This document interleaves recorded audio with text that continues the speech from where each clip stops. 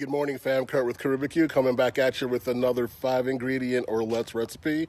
Today we're going to be doing tequila infused steak fajitas. It's going to be a really cool recipe. Come with me. Swipe. Here we have the ingredients for our tequila infused steak fajitas.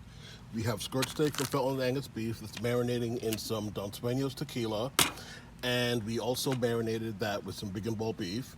We have some peppers and onions in this container that have all been seasoned with Calypso Kick. And then we have a pat of butter that we're going to use for the cast iron skillet that we're going to put these peppers and onions in. Let's go ahead and get our grill, smoker, whatever you're using, your stove, up to about 400 so we can get a nice, hot, quick sear on this steak. Let's see what's next. Okay, we're hot and high right now. We're going to take a little bit of this butter and we're going to go ahead and get that into the cast iron skillet, let that melt. We're going to take our skirt steak that has been marinating in the tequila with the big and bold beef and get that going on here. This is only going to take about 3 to 4 minutes total. You're going to sear that off on that side and then flip it over. Let's go ahead and add our veggies in. And we're going to put a little bit more of the Calypso Kick on our veggies.